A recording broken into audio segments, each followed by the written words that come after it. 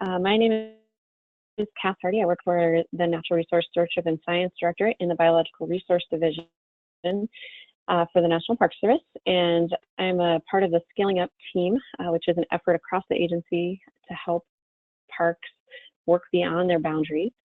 And we have an ongoing webinar series in which we try to expose different tools that enable parks to work beyond boundaries. And so each month we feature a different type of tool, whether it's from a National Park Service unit or program, or from a partner agency such as the Nature Conservancy. And so today we are going to be featuring LANDFIRE. And during the webinar, just a couple of quick logistics. We'll go through the presentation and then open up the lines for any kind of questions that you may have at the end of the webinar. We also have a question section that you should see in the GoToWebinar control panel on your screen. Feel free to use that throughout the webinar if you do have questions that pop up, or if you're having issues hearing or anything like that. Last housekeeping item, we will have a couple of polls. So you may see those pop up on your screen. For instance, I'm going to go ahead and launch one poll right now that just asks if you've ever attended another LANDFIRE webinar before.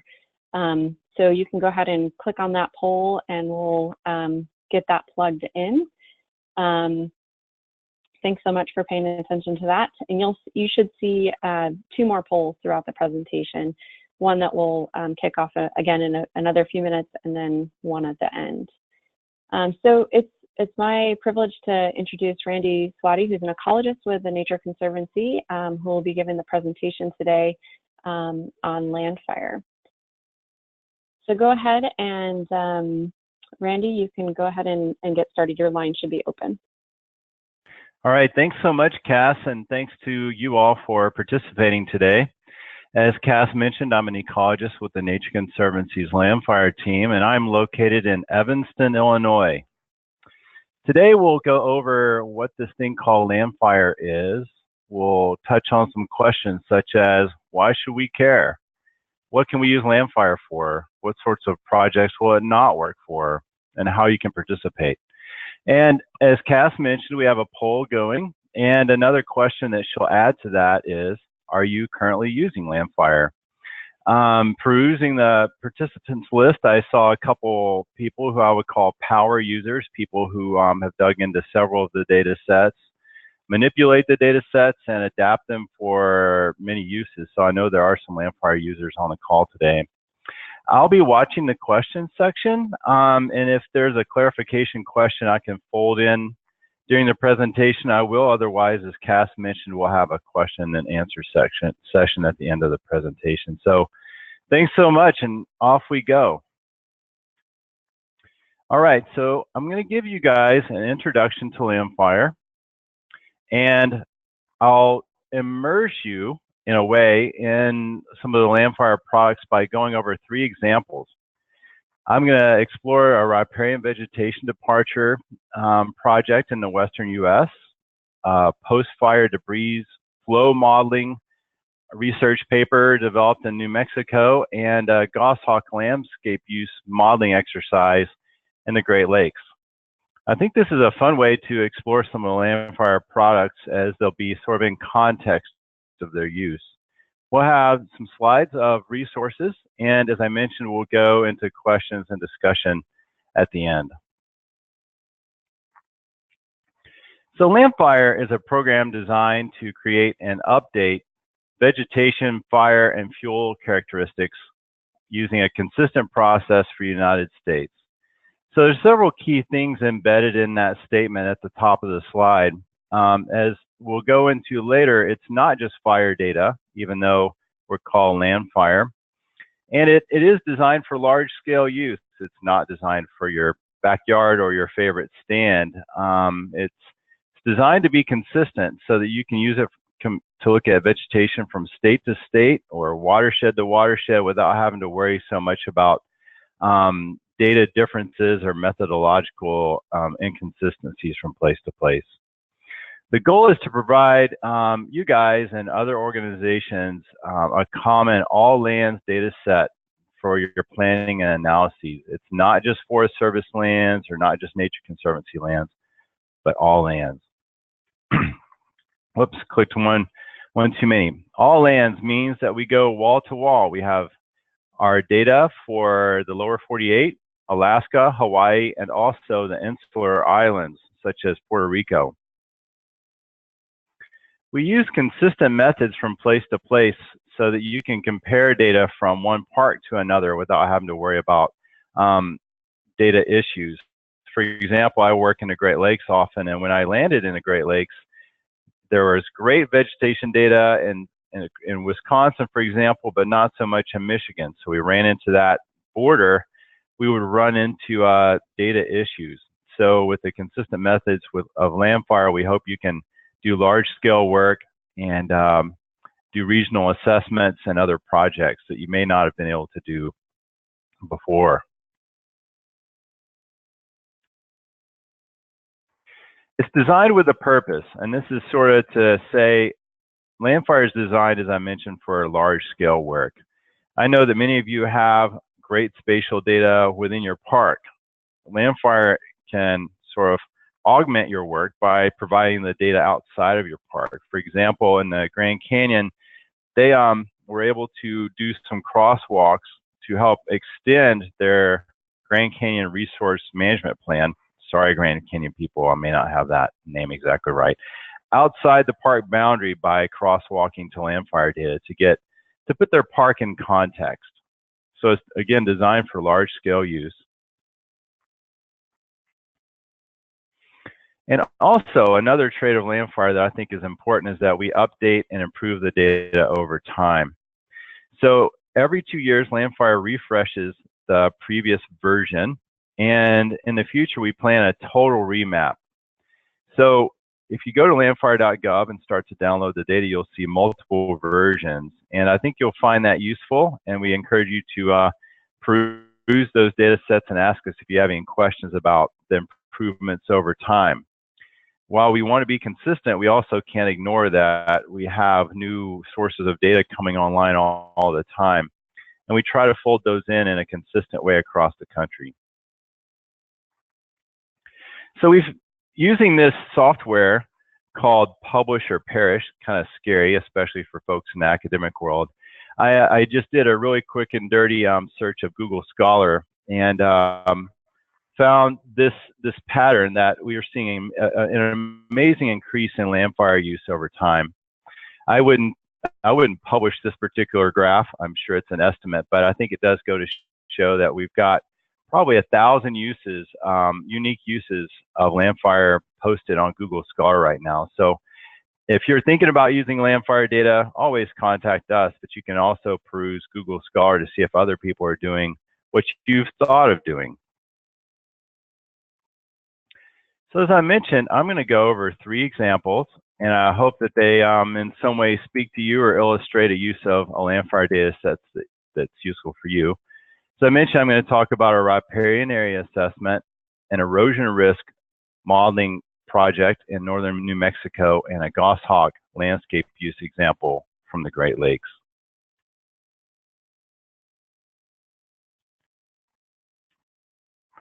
This is one of my favorite papers I've seen come out using LANDFIRE data recently. This lab did a great job of learning about LANDFIRE data through assessing it, comparing the LANDFIRE data to their plots, and doing some GIS work to make the LANDFIRE data work for them. Here's the citation in the Journal of Environmental Management, pretty current, came out last year.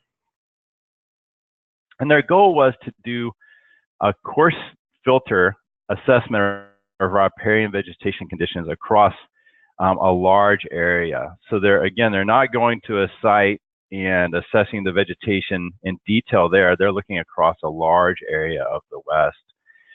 They used LANDFIRE biophysical settings data and existing vegetation type data, which I'll go into more in a moment. Importantly, as I mentioned, these guys did an accuracy assessment. This is not to say that you always have to do an accuracy assessment, but if you have plot data, if you are experienced in your landscape, it is great to review these data sets like any other data set to see if it fits for your landscape, for your use, and it captures the patterns that you need it to. Also, they did some lumping. Folks in the GIS world will know what this means, or the biologist, the botanist, the ecologist would know as well. They didn't need to know how current conditions compared to every single LANDFIRE biophysical setting. So they would lump some together, as I'll illustrate in an upcoming slide. So the LANDFIRE biophysical settings data set represent dominant historic vegetation. And this is not prehistoric, this is not going back 100,000 years, but instead we try to represent the vegetation on the landscape just prior to major European settlement. We modeled this using surficial geology, soils, current climate data. We didn't have climate data for this period, and other abiotic factors that contribute to guiding or mapping where vegetation would have been historically. The fascinating thing to me about the biophysical settings data set is that each biophysical setting includes a thorough description and a state and transition model. We use state and transition models to explore the succession classes that would be in each biophysical setting, and we tried to estimate how much of those succession classes would have been on the ground historically based on their natural fire regimes. So it's much more than a snapshot data set, and it's more than a potential natural veg or a climax sort of vegetation map. We try to get at succession and disturbances in this data set. So I encourage you to explore this if you're wanting to learn about what your landscape may have looked like historically. For the current data set, the authors used LANDFIRE's existing vegetation type data, which represents the dominant current vegetation. And this is the data that the authors reviewed before use. And you'll notice that, I don't know, you may have a photographic memory and may be looking at how the historic data looks compared to the current. I didn't match the colors if you're noting that. But this data set, just like all the LANDFIRE data sets, again, is designed for large scale use. These are delivered as 30-meter pixel rasters that you can get on landfire.gov. So if you're familiar with LANDFIRE data, you may know that LANDFIRE delivers a data set called Vegetation Departure, shortened at the top to be VDEP. LANDFIRE's VDEP data compares the amount of all those succession classes that we modeled for historic to current levels of succession classes. So for a fire-dominated or fire-dependent ecosystem, you may expect that you would have most of your landscape covered in open canopy conditions. Under fire suppression, you may have closed canopy conditions dominating now. Our vegetation departure data set tries to pick up those differences. These authors instead basically wanted to find out, again, course level changes in the vegetation of these riparian areas. So basically, if they had historic riparian vegetation historically be converted to introduced upland vegetation, forbs, sparsely vegetated or developed pixels in the existing vegetation type data set, that would be departure or the conversion that they were looking at. And they made maps such as you see on the right for their study area, which again, they try to highlight riparian areas that have experienced the most conversion to exotic vegetation development or sparse vegetation. So again, a course filter approach. Also, as I mentioned, here's a view of the vegetation departure. And we have a map of Utah with the purples indicating higher level of departure. So those areas have the biggest difference between the percentages of expected succession classes historically and what we see on the ground currently. All right, so digging into this vegetation departure metric, again, sort of contrasting it to what the Riparian authors did, here's a graph of what this might look like. The light bars indicate the modeled historic amounts of the succession classes in an oak woodland example, and the dark bars indicate what's on the ground today. And the sort of pictographs at the bottom, if you will, give you an idea, just a schematic of what the succession classes describe.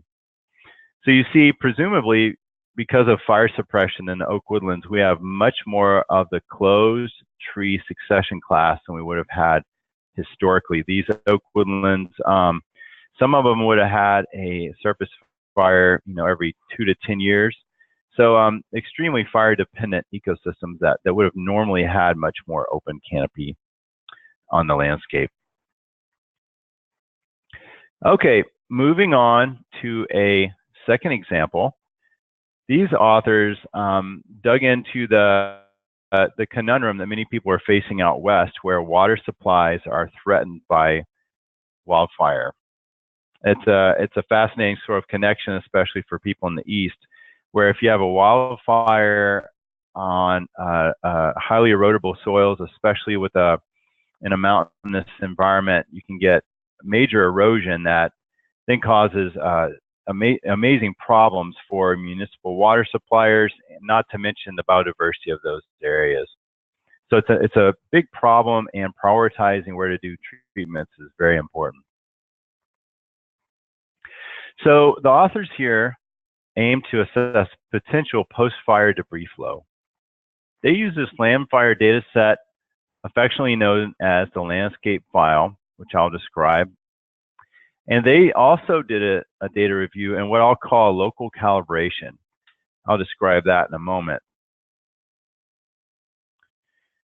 So LANDFIRE delivers this .lcp file, which is used in fire behavior modeling software.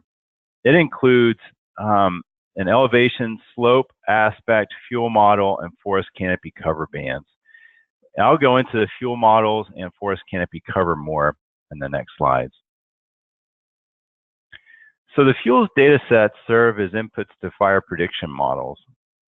They're sort of built by, if you will, adding together the vegetation cover, the existing vegetation height, plus the existing vegetation type, sort of diced or parsed by rule sets, if you will. So if you have ponderosa pine, existing vegetation type of a certain height and of a certain canopy cover, you might assign that a particular fire behavior fuel model. So there are several places that it's wise to review in order to get the best data for your landscape.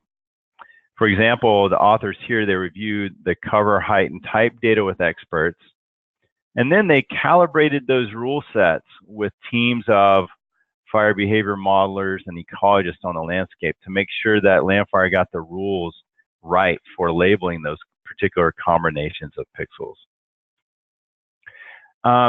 That obviously is work, but you get much greater results, and also buy-in from every stakeholders and people on the team if they get to really understand that data set. LANDFIRE also delivers forest canopy cover, and it's used when modeling probability of crown fire initiation. And here's an example of that for New Mexico. So here's the big flow chart of what these authors did. And with most projects, LANDFIRE is one of many data inputs. It's rarely the only data input these days. There's so many data sources. And so the authors here plugged the LANDFIRE fuels data in as input the FLAM map to help model crown fire potential, that then fed into the rest of their modeling work plan. Here are the results they got for their study area. So the brown areas indicate a higher probability of burn initiation, and they used FSIM to model burn probability. They also modeled burn severity in FLAM map with yellow areas indicating areas that have a higher probability of high burn severity or replacement fires. So this helps them to decide where to do restoration treatments. All right, so another favorite example of landfire use is in the wildlife biology world, and we're seeing more and more of this, where wildlife biologists, for example, will they'll understand the nesting habits or landscape use habits of a particular species for one area, and they want to spread that out across the landscape.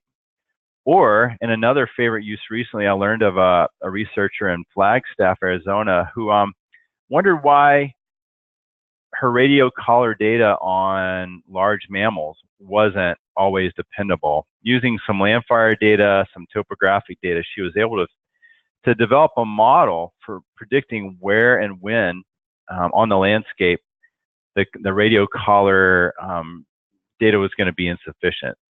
So I'm going to drill into this example, but we're finding more and more use by wildlife biologists to explore habitat use. So you can model goshawk or Sasquatch. The goshawk was on the previous slide, more attractive than Sasquatch. But I wanted to point out Sasquatch because if you're curious about how you might do this, we do have a Sasquatch modeling guide based on landfire data. If you would like to check that out, let me know. It's great for students who are just playing around with developing some habitat models. So the authors here, they test models developed from existing plots. They use several landfire data sets that they thought would be linked to Goshawk Landscape Use. They combine data sets, and similarly to the fire behavior fuel modeling work, they developed a rule set. In this case, they developed their own rules from scratch based on what they knew of nesting behavior of goshawks. So landfire did not provide those rule sets in this case. Here's the landscape ranging from the northern lower peninsula of Michigan over almost to the prairie forest border of Minnesota. So they used the landfire succession class data set. As I mentioned, the biophysical settings have state and transition models that estimate the percentage of each succession class on the landscape historically. The authors here predicted that the mid-succession classes would be related to goshawk use. So here they, looking across the whole landscape, they picked, I believe it was succession classes C and D, or in general. However, they did filter for situations where the biophysical settings maybe only had 3 succession classes. In that case, they would select B. So they did some manual work to predict the appropriate succession class for goshawk use. They also used this forest canopy base height data set, and it's just as it sounds. It's basically the distance from the ground to the base of the canopy. So that would be important for these birds flying through the forest and catching prey. So that was my introduction to landfire via 3 quick examples, and I hope that something caught your eye, and I hope to get some questions from you guys regarding those or other examples. I also wanted to bring in a few more examples that you might be interested in. Some authors developed an Appalachian Natural Scenic Trail mapper online that was based largely on landfire data. So you can sort of check out the conditions of vegetation along the Appalachian Trail. They use several landfire data sets in this mapper. We can share this with you. In another trail sort of assessment project, authors of this Lewis and Clark National Historic Trail Conservation Status paper used our vegetation departure data set to check out vegetation along this trail. And out west, we find several uses of landfire data, especially related to fire. And in a paper that we can share with you as well, in Yosemite, the authors used our disturbance data sets, which are pretty amazing. Every year we deliver disturbances that we glean from agency databases, from change detection and other sources. And it's sobering to look at how much disturbance is out on the landscape. I'm from the southeast, and the tornado lines are scary. You can see the tornado wind throw lines very, very clearly in the southeast. Also, I encourage you to remember this acronym, WHAM, W-H-A-M. That stands for the Web Hosted Applications Map. And there you can explore how people are using LANDFIRE. This is by no means all the LANDFIRE uses we know of, just some selected ones, especially focusing on some of the non-fire uses.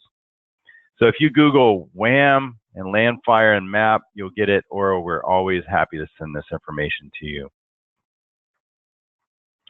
So to summarize, LANDFIRE provides dozens of data sets and models. We just skimmed it today. Again, and I hope I kind of teased you into looking further or giving us a call.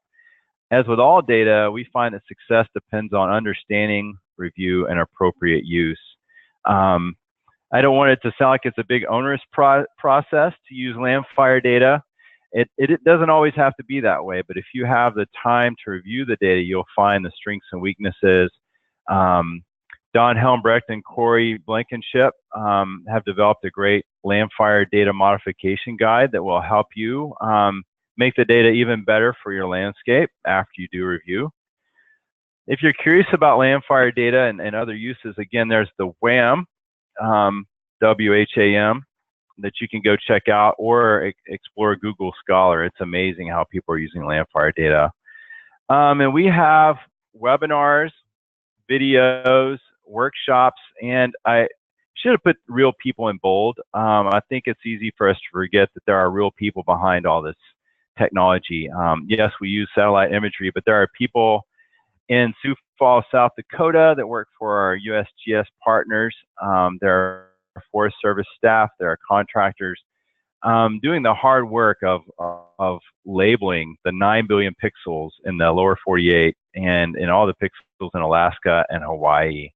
I really need to point those guys out. I remember that I failed to mention that our Nature Conservancy team is a small part of the broader LANDFIRE program that's composed of our USGS partners, Forest Service staff, and other contractors and agencies. So we're a small part of the wheel focused on outreach and helping users, but the heavy lifting of mapping are done by our federal partners. So I want to shout out to those guys. We want your feedback. We want to know how you're using LANDFIRE data, how we can make it better. So there are many ways to get us this information. We have the email, helpdesk@landfire.gov. If you go to landfire.gov, the website, there's the contact us page. And on the next page, there'll be some more contact information for people like myself that can help guide your feedback to the right place, or maybe help work with you to make the feedback the most usable for our mappers. We find that it takes a little work sometimes. If someone tells us LANDFIRE hasn't done a good job mapping somewhere, we need some specificity to improve the data sets moving forward. So we've got myself, Randy Swaty, at rswaty@tnc.org. We've got the help desk, and then we have a more general inbox or email address, landfire@tnc.org. And we look forward to hearing from you anytime about anything, good, bad, questions. We are truly trying to make LANDFIRE better, trying to help people use it appropriately, and learn about other technologies that you all may be aware of that can help us in the future. So with that, I believe that's my last slide. Oh, one more, excuse me. We have several resources, as I mentioned, that you can drill into to learn more. And we have a Twitter feed, we have a YouTube channel, in addition to our emails and landfire.gov. So with that, I think I'm at the last slide and totally keen to address any questions you have, any comments or ideas that you've come up with while I've been presenting. Great, thank you so much, Randy, and thank you to the Nature Conservancy as well for all this effort. While I open up the lines for questions, feel free to go ahead and plug in any of your questions into the control panel there on the GoToWebinar. I'm going to launch the last poll that we have, which is if just asking if you receive LANDFIRE's monthly postcards, which are kind of like a newsletter. Feel free to go ahead and vote on that, yes or no, or please sign me up and we'll make sure that that info gets back to LANDFIRE. Again, while you're taking that poll, I'm going to go ahead and unmute everyone, which will just take a minute or two here. Does anyone have a question that they would like to get us started with? Let's see, and I think there's one in here, Randy. Rather than reviewing and modifying LANDFIRE data every time a new version is released, are there steps users can take to provide data to the LANDFIRE program that will improve the quality of the raw LANDFIRE databases to reduce the need for local modifications? That's a great question. Yes, and thank you for that. There's a very practical side of that I appreciate. So yes, there are ways. If you go to landfire.gov, there are ways to contribute plot data. So if you have geo-referenced plot data with plant metrics such as cover, species, that sort of thing, that greatly increases our odds of labeling the pixels in your area properly. We use those plots to train our satellite imagery processing process. So we get the raw imagery, and the satellite doesn't tell us what sort of vegetation is on the ground. We use modeling, and we use the plot data to help us label the pixels with the correct existing vegetation cover or height or type or whatever the case may be. So plot data is probably the best way to improve LANDFIRE data. We also have an online data review site that you can get through landfire.gov, where you can go in and provide us feedback on specific areas. Again, keep in mind that we're trying to be consistent, and that it's tough for our mappers to manage multiple data sets with 9 billion pixels. So if you have feedback for us, we want it, but any specificity about patterns or trends can really help us out. So let me just summarize my answer. Thanks for the questions. Submit plot data, visit landfire.gov for the data review site, and or just contact us if you think you might be onto something with a pattern and you want to talk about it. Great. And all the lines should be open, so feel free to go ahead and speak up if you have a question.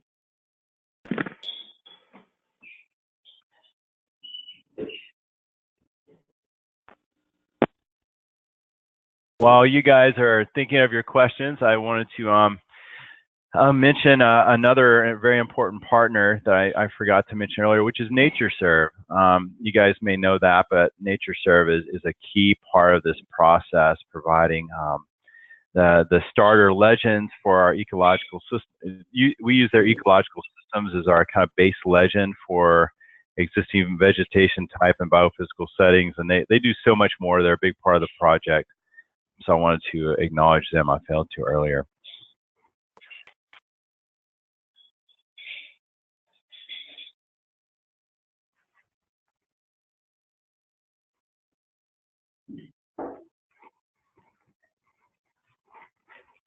Any other questions for our presenter today?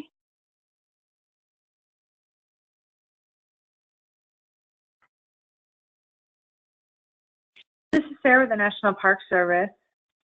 Hello.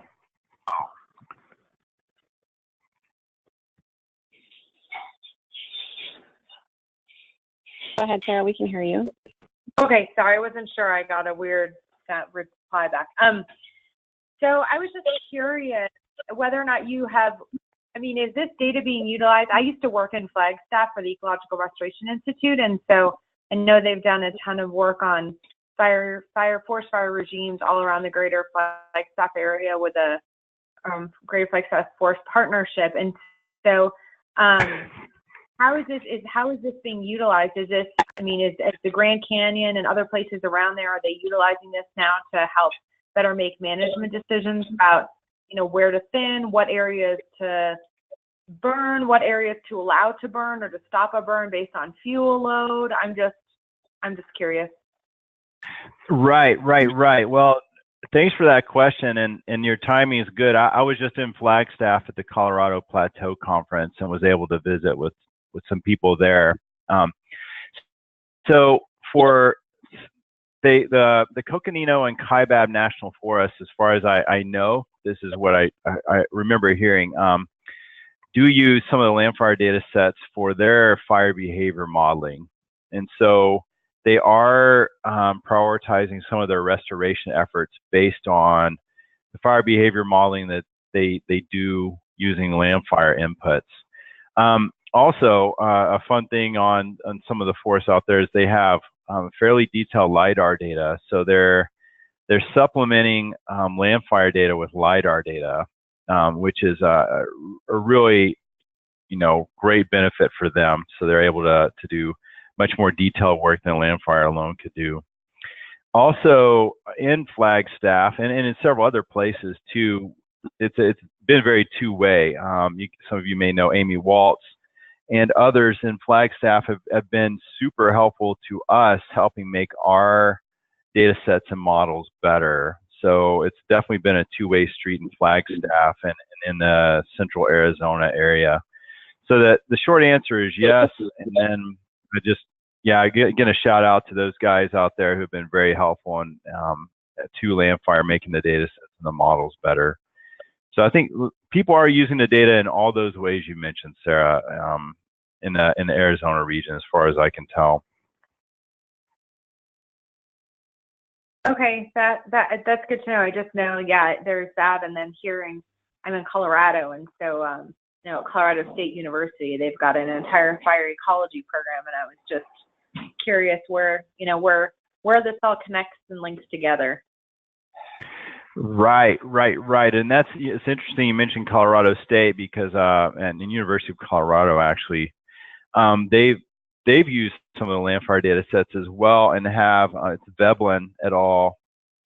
Out of University of Colorado actually did a comparison paper comparing locally derived fuels data with LANDFIRE.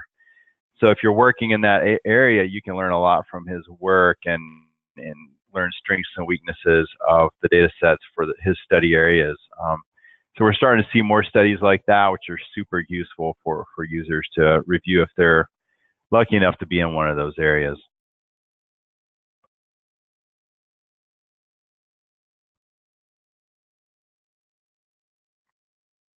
Great. Any other questions out there from attendees? You can either type it in that chat box or you can speak up if you do have one. I think we have time for at least one more question.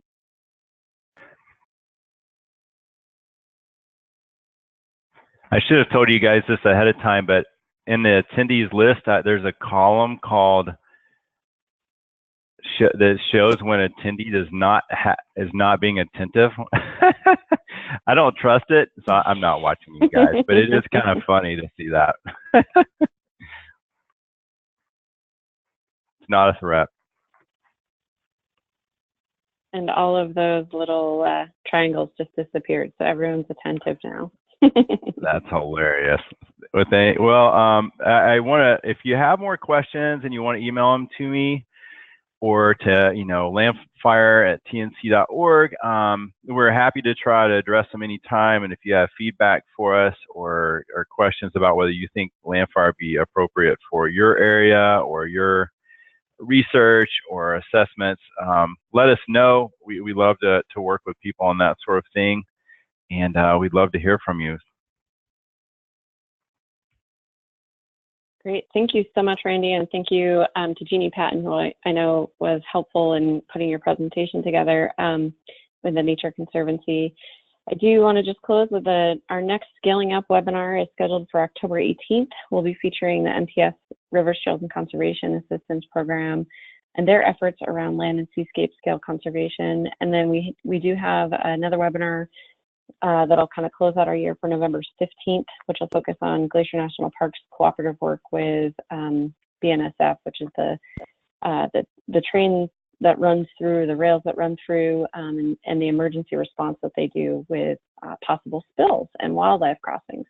So mark your calendars for those two, and thanks again for tuning in today. We'll chat with you next month. Thanks, Cass.